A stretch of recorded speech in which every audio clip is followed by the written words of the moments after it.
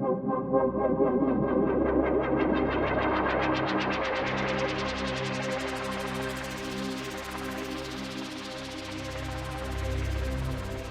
aí, meus amigos, minhas amigas, meus amigos, sejam todos muito bem-vindos a este que é o primeiro episódio deste podcast chamado Quimera na Voz. Para quem não sabe, a Quimera é um estúdio de produção de áudio e vídeo independente. E eu tô aqui para falar com você sobre o sino inverso do áudio, do vídeo, do áudio e vídeo, e como as coisas começaram, como elas estão indo, para onde elas vão, será que vão? E hoje a gente vai falar sobre um assunto que você que é muito jovem, nascido aí depois dos anos 2005, talvez nem tenha tanto contato, que é o rádio. O rádio, ele é, sem a menor dúvida, o meio de comunicação mais importante da história. Ele é pai de todo o resto. Por quê?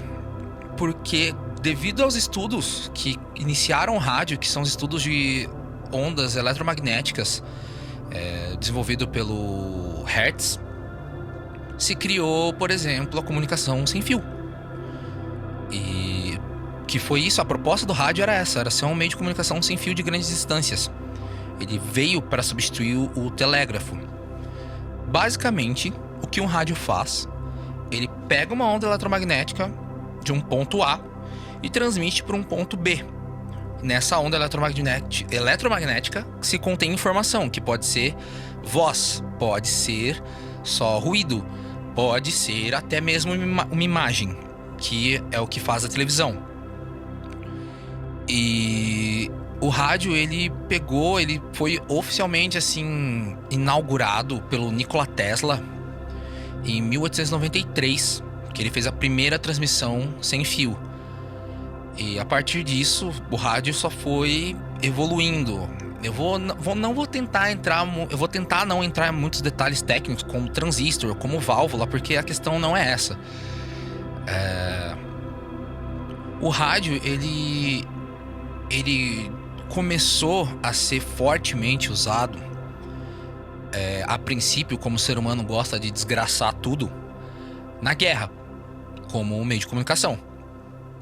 E ele era essencial para transmitir alertas, para transmitir vitórias e derrotas, para deixar as populações a par da situação. E isso provocou uma mudança muito grande, porque agora a guerra, ela era, vamos falar assim, acessível.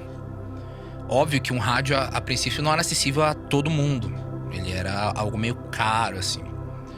E depois da guerra, se começou a discutir qual seria o propósito do rádio, dessa ferramenta, depois da Primeira Guerra. E nisso surgiu dois formatos do rádio: o formato clássico europeu, que o maior exemplo pode ser a BBC, que é British Broadcast Company, que tinha como função, que tinha como objetivo o rádio como uma ferramenta de informação, de noticiar os acontecimentos. E do outro lado do oceano nós tínhamos os Estados Unidos, que transformou o rádio num negócio. Essa transformação do rádio num negócio fez com que as coisas mudassem muito num termo cultural. Se começou, por exemplo, a popularização da música numa escala muito grande, porque era muito importante você se tornar um artista tocado numa rádio, você se tornar um artista de rádio, para sua música bombar, porque a publicidade que rolava na rádio ali nos Estados Unidos atraía gente pro show. Você pode pegar aí o Elvis Presley, que talvez seja o maior exemplo disso.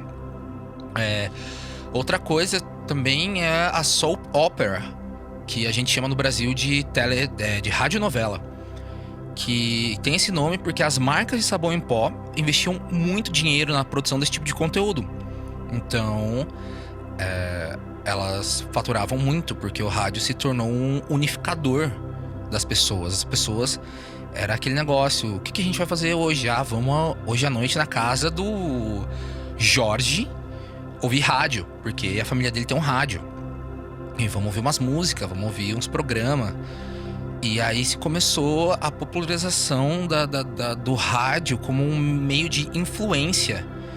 E que teve uma história um pouco triste depois, que é a questão que o rádio foi usado, né, para popularizar o nazismo na Alemanha. O rádio foi uma das principais ferramentas usadas para disseminar o nazismo na Alemanha. E o Goebbels, não fala alemão, perdão, que era o ministro lá da comunicação, da propaganda alemã, ele, por mais que ele fosse um maldito, ele conseguiu extrair o máximo dessa ferramenta. Outro caso que mostra a influência que o rádio teve na vida das pessoas, em coisas do cotidiano, foi a adaptação para a radionovela do Guerra dos Mundos. Não o filme do Tom Cruise, o livro. Que fez as pessoas entrarem em pânico generalizado. Porque a história narra o mundo sendo invadido e tomado por um ZT. Só que no começo da transmissão falaram que era só uma ficção, mas a galera não prestou atenção. Então o pessoal achou que o mundo estava sendo invadido. Isso só prova que a Terra não está pronta para ser invadida. Mentira. Mas isso prova que, de fato, era um meio de comunicação muito influente.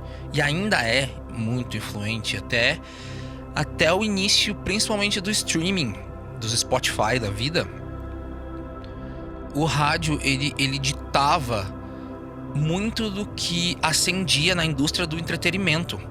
Por exemplo, para você ser um músico bombado, você tinha que estar tocando numa rádio. Sua mixagem tinha que ser feita pensando numa rádio. Como que essa onda vai se comportar, seja em AM ou FM. E isso era uma coisa que segurava muito a indústria. Talvez isso tenha mudado para melhor hoje. E agora que eu já fiz essa breve introdução do rádio para você jovem, vamos falar um pouco do rádio no nosso país, no Brasil. O rádio ele veio pro Brasil um pouquinho atrasado, vamos falar assim, mas a gente tá habituado com isso. Ele veio pro Brasil ele oficialmente, né, estava no Brasil, foi inaugurado no Brasil no dia 7 de setembro de 1922, quando no discurso do presidente Epitácio Pessoa. E também foi transmitida uma apresentação, uma performance da ópera Guarani no mesmo dia. Um ano depois, porque assim, o rádio ele veio para o Brasil porque umas empresas norte-americanas quiseram colocar ele aqui, mas o governo não apresentou tanto interesse. E um ano depois, eles começaram a ir embora. Mas nisso foi criado a Conta Proposta do Brasil, que foi a primeira emissora de rádio brasileira, que é a Rádio Social do Rio de Janeiro, que depois virou a Rádio MEC. Contudo, a Rádio MEC não tinha comercial, não tinha o famoso jabazinho. O propósito dela era educativo e informativo, visando beneficiar a população, que era o mesmo propósito, mesmo formato da BBC, por exemplo. Porém, em 1932, o Vargas autorizou a publicidade na rádio. Em 1936, a Rádio Nacional do Rio de Janeiro apresentou um formato mais próximo do norte-americano, que tinha programação musical, tinha programa de comédia, tinha programa de auditório, tinha radionovela. E isso fez o rádio dar um boom como entretenimento no Brasil. E à medida que os aparelhos de rádio se tornaram mais acessíveis à população, não só à elite brasileira, o rádio se tornou uma ferramenta e um meio de comunicação e um meio de entretenimento muito mais democrático. E desde então, as coisas vêm sendo como a gente tem visto. Então, galera, é basicamente isso que a gente tinha pra falar hoje sobre a história do rádio. Espero que todos vocês tenham gostado e eu vejo vocês no próximo episódio.